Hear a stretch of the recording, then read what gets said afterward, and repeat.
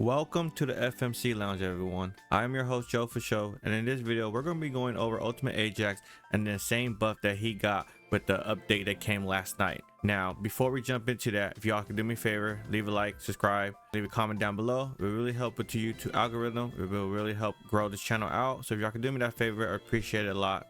Now, enough of the yapping. Let's jump straight into the video.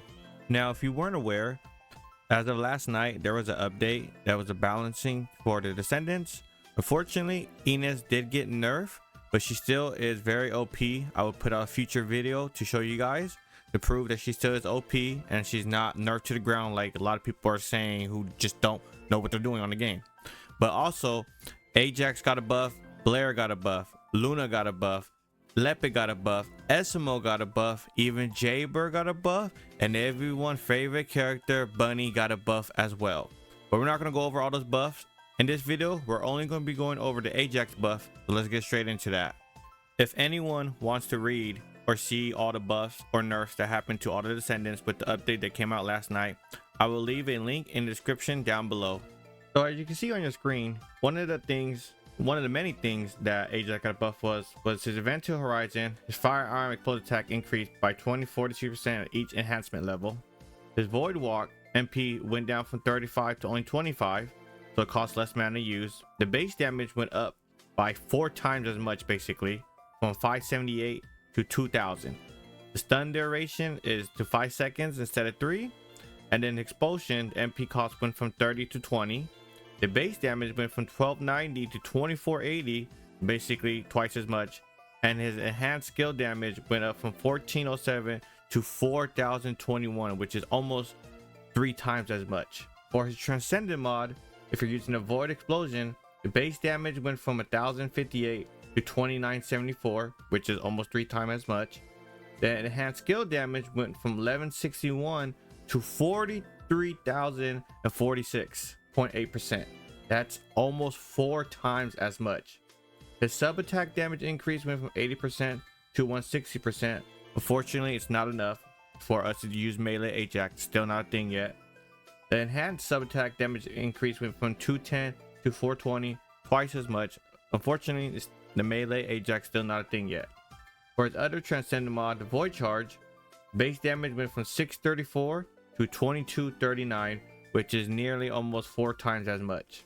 The stun duration went from 1.5 seconds to 3 seconds. The expulsion went from base damage 1060 to 2500, which is over twice as much, but under 3. So, 2.5. The enhanced skill damage went from 1145 to 4282, which is nearly almost 4 times as much. The buff that a lot of these Descendants got as of last night are insane. The matrix recomputation,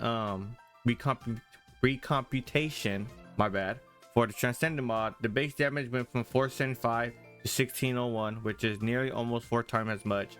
And his other Transcendent mod, the body enhancement, for the Void Walk, the base damage went from 578 to 2012, which is almost 4 times as much. Instead of it costing 42 MP, it only costs 30. The stun duration went from 3 seconds to 5 seconds. His expulsion, the base damage went from 1290 to 2480, which is almost twice as much. The enhanced skill damage went from 1407 to 4021, which is almost 3 times as much. And MP cost went down from 36 to 24. And his last Transcendent mod, the Life Barrier, the max reflection damage rate 100% to 200%. The enhanced max reflection damage rate 117% to 300%. Unfortunately, it's still not a thing yet. This is barely doing any damage. In my opinion, for this to be valuable, it probably needs to go up to 2,000 and 3,000. Now that might be broken, but I don't know. That's the only way this could be good if you want to use it for bossing. For mobbing, you can keep your team alive and do a little damage to some ads, but it's not going to be good for anything for like elite bosses or Colossus bosses at the moment. So the first build main focus is going to be the Transcendent mod Void Charge. If you don't know what it does, it modifies our Void Walk, which is our second ability, to be stackable. So our second ability, we're going to have 2 stacks of it. And the Void Walk and expulsion damage increases proportionally to your defense. The Void Walk and expulsion is our second and our third ability. when we use an enhanced skill of the second and third ability, the cooldown will reset. I will show you what a enhanced skill is after I show you all the mods. Now, before we go into all the mods, go ahead, get your screenshots. All right, so the first set of mods, we are only running 2 damage mods: non-attribute amplification, focused on non-attribute. I'll explain after I show all the mods why I only use 2 mods. We are running 2 range mods, 2 cooldown mods, a skill cost mod, MP collector mod, and 2 HP mods. If you watch any of my videos before, you know that I don't like to be a glass cannon. I like to be tanky, so this is why I run 2 HP mods. Now, if you're not a fan of running 2 HP, you can take off one of the HP and go spear and shield, get yourself some more skill power and more defense, so you can do a little bit more damage. Or you could, take skill costs off, take MP collect off. It's really up to you. Now, I'm gonna show you why I only use 2 damage mods. Before we do that, if you notice, I got no inversion reinforcements attached. My reactor is a dimension, and I'm using the shotgun, so I'm not getting no damage boost from my weapon. And let's check our mods. We still have only the 2 damage mods. As you can see, I don't have no dimension or tech mods on at all. Now, let's come over to enemy. We're gonna use our third ability, okay? We just hit 2,255,000. Now let's add on 1 damage mod. We're gonna take off these 2 cooldowns. We're gonna add on 1 dimension mod, which is focused on dimension, okay? Now, remember, we did 2,255,000. Now, when we use our third ability, we did 2,317,000. That was only a 52,000 damage increase, okay? Now, let's add on our 4th one. Yeah, that's the correct one. Okay, now when we use our third ability, remember, we did 2,317,000, and that was only a 52,000 increase. So when we use our third ability again, we end up to 2,374,000, which is only we add that on to the 52 increase. That was only a 112,000 damage increase. For running these 2 mods, I only did 112 more. These 2 mods. I'd rather not do that. I don't feel like it's worth it. I'd rather use those 2 mod slots, throw on a skill cost, or MP collector, or extra HP mod. That's why I only run 2 damage mods. Also, to show you what an enhanced skill is, so if you notice under my mana bar, it looks like I had 3 sections, correct? So we're gonna use 1 ability, it got filled up. We're gonna use another ability, it got filled up. Now, when we hit this enemy, we're gonna do what? 2,255,000. You notice how it's glowing blue? That means it's enhanced. Remember, we did 2,255,000. Now, I just did 3,888,000. That's what it enhances. It makes your damage more depending on which ability you do. Now, when it comes to your reactor, you have to decide which one you want to use. The reason why I say that, if you remember, the third ability, which is this one right here, that's a dimension, but this one is a tech. And your Arche and your reactor, you can only have either dimension or tech. You can't have both. So you have to choose which one do you want to do more damage. Now, luckily, they're close and similar in numbers, which I'll show you right now. So we do have what you call a dimension reactor, right? So we're gonna use our third ability. We did 2,255,000. Now we're gonna use our second ability, which is a tech, okay? We did 1,682,000. Oh, still 1,600,000, no reactor. That's pretty great. Now let's add on a tech reactor, okay? So where's one at? We got one right here. Here we go. So now we're going to use our second ability that we have a tech reactor for. We did 2 mil. Remember, without the reactor matching the tech, we only did 1.6, but now we just hit 2 mil. Now our third ability, remember, we did 2.2 mil. And now when we use our third ability, we hit 1.8. Only a 400k different. So when it comes to reactor, whatever one you have a good one of, either tech or dimension, that's the one you should use. Now the 2 bottom stats, you want to make sure you have skill cooldown and non-attribute skill power boost, because non-attribute is going to buff both of the ability depending on, it doesn't matter which archetype you use. For our components, we're rocking a 4-piece Slayer set, so we get that 26% increase in skill power. Now for your weapon of choice, it depends on reactor you're using. If you're using a tech reactor, you want to pair it up with Secret Garden. And the reason why is a unique ability. Whenever you use the tech skill, it's going to grant pest control, and pest control is going to give you 16% skill power. This stacks up to 3, so you can get a chance at what, 48% extra skill power.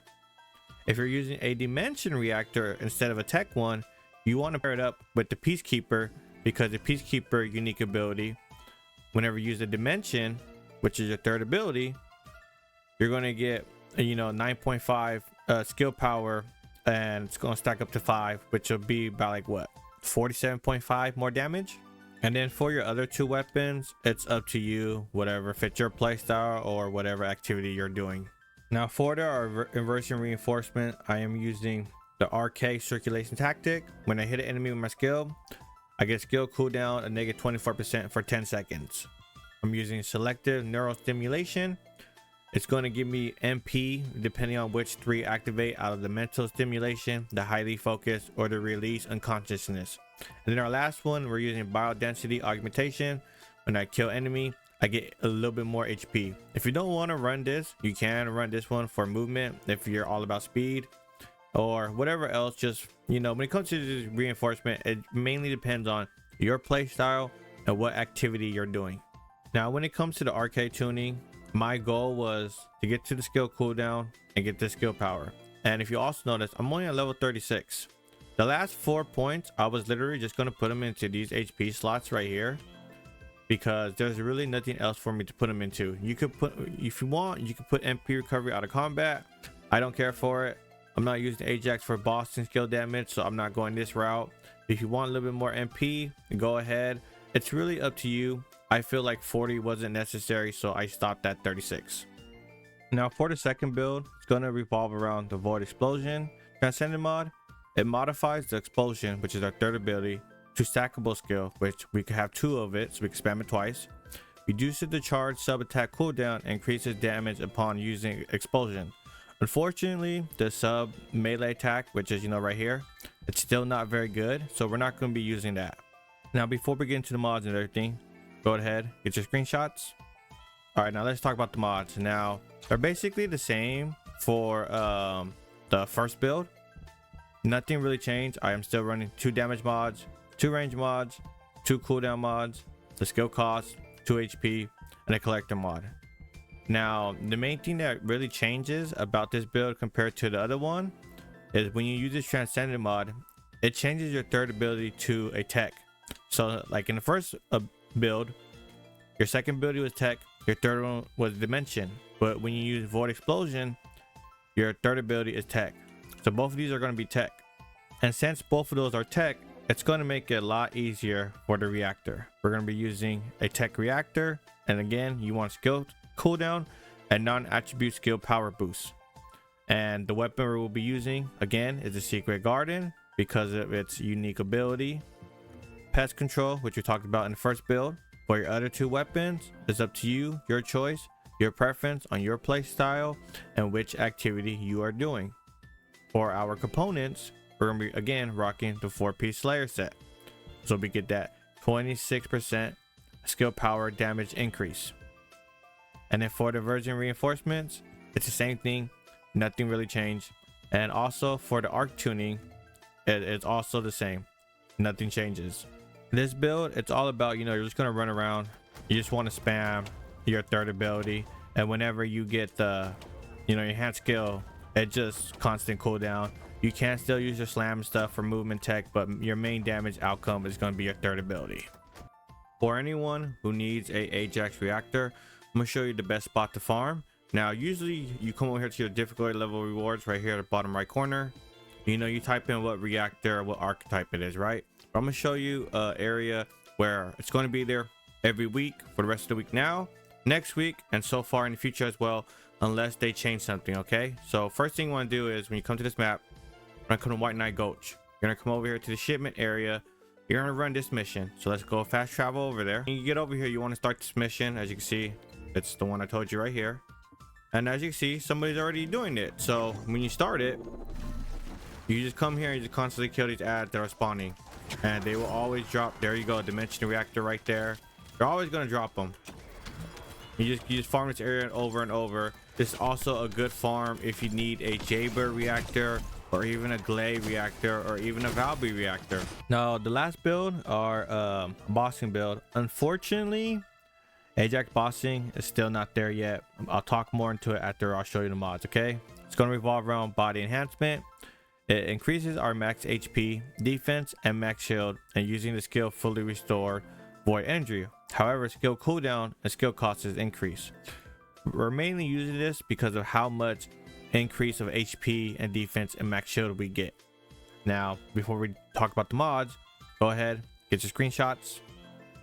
Now, the first mod we're gonna talk about, overwhelming HP. It's gonna make my shield to 1, but I'm gonna get more HP depending on how much max shield I have. And we're gonna increase our max shield by running increased shield, amplification control for more max shield, 36.5%, and weighing the scales for another 85% max shield. We're also running 3 HP mods, and we're running 1 defense mod and 1 range mod. This last slot, I want to put a cooldown mod, you know, nimble fingers. Unfortunately, I have to spend another catalyst, which I haven't done at this point. Now, because of body enhancement and all this HP and shield, when I go to over here, I have 53,000 HP and 38,000 defense. Now, if you're in Albion, the stats are not gonna look like this. Main reason why, for some reason, Albion doesn't register that you're using body enhancement, so your stats will look different. But when you're in the lab, like I am right now, or in an activity, you'll see your stats go up on increase. Now for your reactor, use whatever you want. It doesn't really matter. Probably want whatever, like a range or cooldown for your first ability and your fourth ability. And when it comes to your components, whatever gives you the most HP. You want as much HP as possible. This is how tanky you will be. Now remember, we got 38,000 defense, 53,000 HP. If I take off body enhancement, this is how it looks: 28,000 defense and 43,000 HP. We lost about 5k defense and 10,000 HP because we're not rocking body enhancements. Now your weapon of choice is most likely going to be, you know, the ATAM. It's like the most broken gun in the game, does most damage. Unfortunately, because of these bosses, they had crit hit resistance, especially the Abyss Void boss like Tormentor right now. Even if you have 100% crit hit on your ATAM, it doesn't mean you're gonna always crit on a boss, because the boss has crit hit resistance. It's still RNG, and because of that, I'm not gonna have gameplay of it, because I'm not gonna just sit there and try to constantly get lucky using the ATAM. If it's RNG, end of the day, if you get lucky, you get lucky. You don't, you don't. So this is why I have no gameplay of me doing bossing, but just want to show you guys what you would use. It would be the ATAM. And then for the arcade tuning, I went with all HP and a little bit more shield. But that's gonna be it for the video. For the rest of the video, I'm gonna show gameplay of me using one of the mobbing builds, so you get an understanding of how you're supposed to use the build. If you can do me a favor, don't forget to leave a like, subscribe, comment. It really helps the YouTube algorithm. It will help grow the channel out. On that note, I hope everybody has a great day, great night, and great upcoming weekend. I'll catch y'all in the next video.